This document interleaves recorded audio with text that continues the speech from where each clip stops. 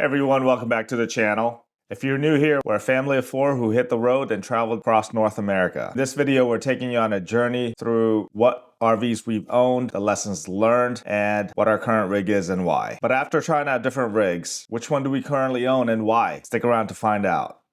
Hi, we're Chris. Mal, Caroline, Jasmine, And we're Family Detour. We left our home in Maryland to go on a North American epic adventure to see our beautiful parks, meet fascinating people, and explore interesting places. Thanks for coming along. We've always been outdoorsy and adventurous. We've hiked and camped for years. Even our honeymoon was trekking the Andes Mountains in Peru along the Inca Trail to Machu Picchu. So naturally, we wanted the girls to grow up with the same love for the outdoors, and they've been hiking since they could walk. Their longest hike so far? A challenging 9-mile trek up Old Rag in the Shenandoah Mountains. How did it all start? Our introduction to RV life started on a trip out west. We planned on this epic road trip adventure starting from Las Vegas, where we rented a Class C RV from El Monte. That Class C happened to be a Coachman Leprechaun. That trip changed everything. We fell in love with the freedom and the convenience of RV travel, waking up to incredible views, and having everything we needed with us, and never having to worry about where to eat or sleep. It was that perfect blend of adventure and comfort, allowing us to explore the great outdoors while having a cozy place to call home. So since that trip, we've been hooked, and we knew we had to get an RV. Meet our first RV, Dylan.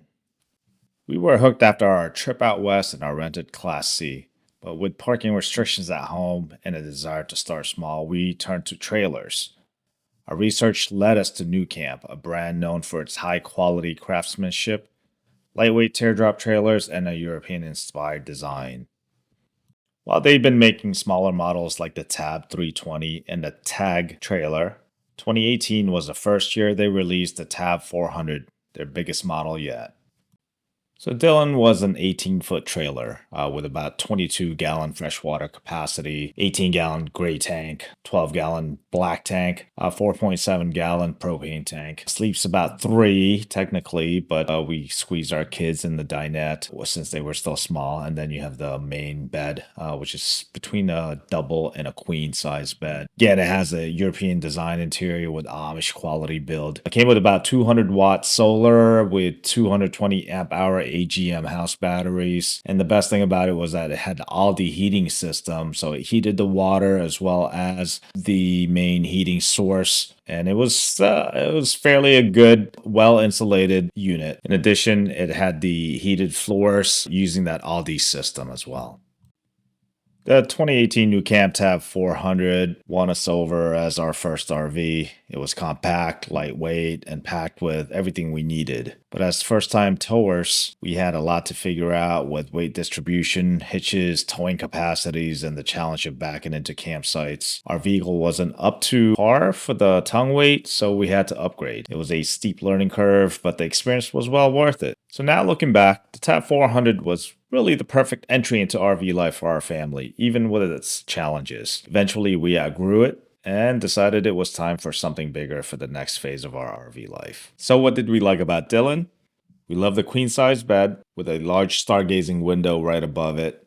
We just love sitting there and laying there, watching the stars or watching the view. We also like the dinette that converted to a bed with pretty much ease, and it had plenty of storage underneath. For the size of the trailer, it had a wet bath, full kitchen. It was equipped with a microwave stove and a decent sized fridge. It was lightweight and easy to tow. Once you figured all the towing out, it pulled great with our diesel Jeep Grand Cherokee. And this thing had windows, large windows that opened, and they provided great view and airflow throughout the unit. And lastly, we absolutely love the heated floors. It was a game changer for this unit. I wish we can have that in all our RVs. What didn't we like about the Tab 400? The only thing that really stood out to us that were of poor quality or were not designed well were the window shades. They just constantly fell out of alignment. We had to take it in. It's not something that you can fix easily either. So we had to take it in and get it repaired. That caused us to wait and send this back to the RV shop. We owned Dylan for about a year, using it mostly for local trips as we got comfortable with towing and RV life. But we did take it on a few memorable adventures: a road trip to Acadia National Park in Maine, the stop in the White Mountains in New Hampshire on the way back, and a trip to Orlando while I was recovering from a torn Achilles, soft cast and all. As the girls grew and our travel needs changed, it became clear that our trusty Tab 400, while perfect for our earlier days on the road, wasn't quite meeting all our needs anymore. The shift in our lifestyle and family dynamics led us to start thinking about our next RV. As the girls grew, our travel needs evolved. We realized it was time to upgrade. We had made a decision to embark on a year-long RV life journey full time, leaving Maryland. We're going to be traveling across the country, visiting different places, different cities, family, friends, all across the US as well as Canada. So, this huge adventure required a bigger RV. We're going to be living in it full time. We're going to need a little bit more space than what the Tab 400 provided us. So we looked for a while what the perfect RV or rig would be to do this in. We explored all of our options, basically looked at travel trailers, even looked at fifth wheels, Airstreams, Class A, small Class A's, not the huge ones, as well as Super C's. These are the larger Class C rigs. Nothing felt right. So we kept looking and we finally landed on the Winnebago Navion. Now, the Navion had multiple floor plans. You had the 24J. This is 2018, 2019. So not quite as many floor plans as they currently have now in 2024, 2025. So we essentially landed on the Winnebago Navion 24J as the floor plan after looking at several RVs. But time was really running out for us. It was already April, like March, April. We were planning on leaving in July and hitting the road full time then. So there wasn't that much time. We still had to sell Dylan, our Tab 400, do any upgrades to the RV before embarking on the year-long journey and hitting the road for that. Well, the pressure was mounting. So we stepped up our search, looking for the perfect Navion. There was one in Virginia, met the couple in Ashland, looked at the rig. Didn't make the purchase right away. We should have. That was a beautiful rig. But we lost up on that. Someone else purchased that unit. And then we went to North Carolina. We drove 5 hours there. We looked at the unit, did a walkthrough. My wife told me I really didn't look at the bathroom really closely, but she did tell me that there was a crack in the shower. So with that in mind, that wasn't disclosed to us prior to us departing Maryland to drive 5 hours to look at this unit. And so, there was a trust issue there. Didn't know what else wasn't disclosed to us at this point. So we passed on that unit. So a week passes by, we're starting to get deflated a little bit here. We did find a unit with our lessons learned before driving down to Georgia. Did a couple of video calls with the owner. They were really transparent. They answered every question. They provided documentation. Really didn't want to spend and invest the time in driving down there. And if we did, we wanted to make it a family trip out of it. So everything checked out. It seemed like this is the rig that we were looking for. So we plan to go ahead and take the trip down to Georgia and check it out, meet the owners in person. We met up at a place near Lake Lanier, I believe that's what it's called, and did a walkthrough of the unit. Everything looked great. We camped out locally so that we can actually be in close proximity of the owner, just in case we had any questions. Everything checked out once again. We probably did have a few questions for them at that point, but they were very responsive in providing that information. Gave a stack of manuals that came with the Navion for all the different systems, as well as the Mercedes chassis. So we camped out at a beautiful park with lakefront. It was a waterfront campsite, and then we did a stop in Asheville, not Ashland, Asheville, North Carolina. And so we had a good first initial impression of the unit. Plenty of space, plenty of storage. We didn't have much with us. We were driving our car with it, so we were following with our vehicle. Mal driving the vehicle, and I was driving the RV with the girls in there. It was a crazy process finding the right one, finding this 24J Navion, but it was well worth it. I thought it was the perfect RV once we did have it. But the journey was all a part of the adventure. And in the end, we found our perfect rig, ready for the road ahead. With that said, meet George, 2017 Winnebago Navion 24J. It is on the Mercedes-Benz Sprinter 3500 chassis, V6 diesel. It has 32 gallons fresh water, 40 gallons of gray tank, 34 gallons of black, and 13 gallons of propane. It sleeps 6 in the dinette, main bed, and cab over. There's one slide out. It does have HWH levelers, which were great. In its stock form, it came with 200 watts of solar and 200 amp hours of lead-acid batteries. Some of the upgrades that we did was bumped up the solar to 390 watts. We like to boondock and dry camp a lot and didn't like running the generator, so adding more solar was a great solution. We did keep the 200 amp hour of lead acid batteries, which we ended up replacing months after we hit the road. For suspension, we first upgraded to the Fox Shocks Agile Tune shocks, then later upgraded to a beefier Hellwig sway bar. And we also added a hitch-mounted spare tire holder. Here's what we liked about George. It had ample storage space. It also had comfortable sleeping arrangements for the entire family. It was great for long-term travel. The slide-out doubled the living space.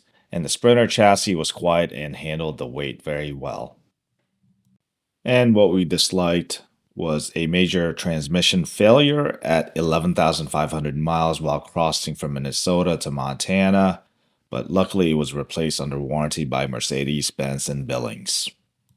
After returning home from our cross-country trip, we kept George during the pandemic for local camping trips and family visits, but eventually we had to let it go due to storage costs at nearly $200 a month at the time. Let me tell you about Stan. Stan is a custom-built camper van on a Promaster chassis. Found him at a great price.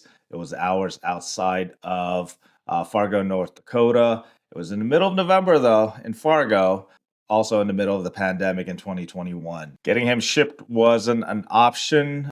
I found very little companies, shipping companies that were going through that route through North Dakota. Also, it was very pricey, so I decided just to fly out.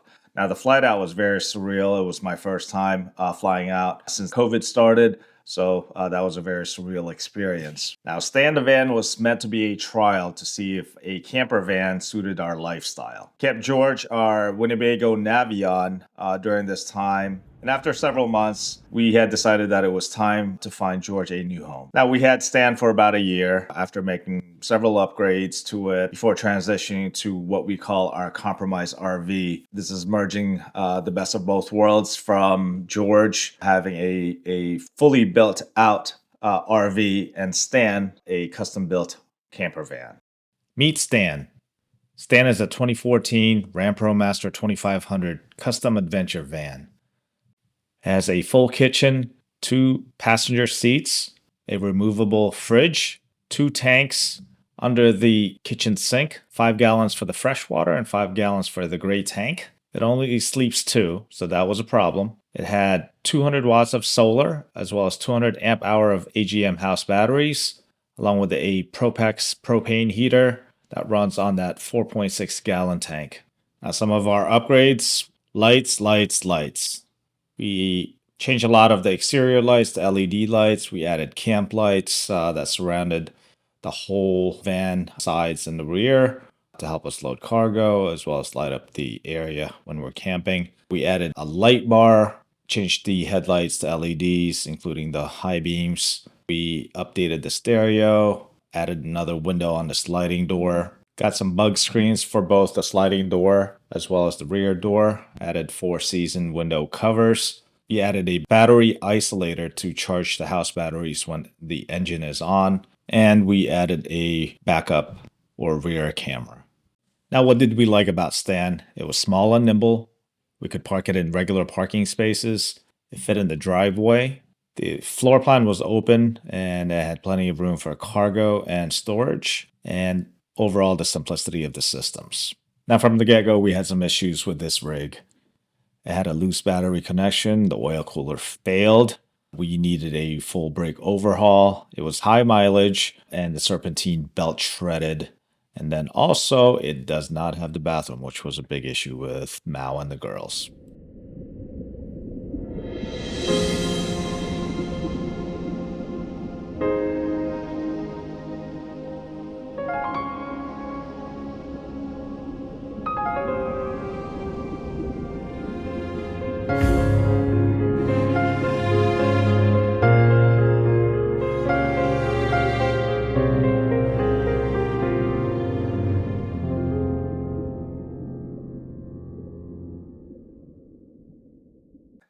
So finally, the moment you've been waiting for. What was that perfect balance between George, our Winnebago Navion, as well as Stan the van, and combining those two together? Well, it gives us some of the conveniences that George gave us with bathroom, full kitchen, as well as extra seating, and then also in a form factor of a camper van with what Stan gave us. Drum roll. Well, it's a 2017 Roadtrek Zion. During our search, I found a good deal at Beckley's RV in Thurmont, Maryland, which is about 45 minutes away from our house. Now, this was a really good deal. It only had, I think, just a little bit over 30,000 miles at 33,000 miles. So very low mileage, came primarily stock. They replaced the water heater. There are some minor blemishes, but I was willing to live with that. So before we dive in on the specs, please don't forget to subscribe and like the video so we can continue to make videos for you. And also click that bell button so that you can get notified when we post our next video with regards to what upgrades we've done to Morris, our van. And also big shout out to Nick and Greg at Northeast RV for helping us update and upgrade our camper van, our Roadtrek Zion, with a bunch of conveniences that just makes our whole life easier when using the van, as well as upgrading the systems. And you'll find out more about that and what we've done during our walkthrough as well as our upgrade video. So let's step right in with the specs. Morris is a 2017 Roadtrek Zion, and that is on the Ram Promaster 3500 chassis with a V6 Pentastar engine. It has 37-gallon freshwater tank and a 22.8-gallon gray tank and a 9.6-gallon black tank and a 7-gallon propane tank. It has a roughly about a king bed, which can sleep up to 3 if you're small enough. Stock, it came with 200 watts of solar, 200 amp hour of AGM house batteries. It does have a wet bath, and the great thing about it is that it has an underhood generator, so no propane generator. This underhood generator charges the house batteries when the engine is on. What did we like about Stan? Well, it was, again, small enough to fit in our driveway. You can park it in a regular parking space. We reused a lot of accessories from Stan. Biggest thing for Mao is that it has a bathroom. It also has the conveniences of larger rigs. And most importantly, it was already a familiar chassis. What do we dislike about it? Well, it's a tight living space for a family of 4. We definitely have to maneuver around each other. It needed a ton of minor updates, but Beckley's RV helped us score a good deal during the crazy COVID van life boom, so we didn't mind that so much.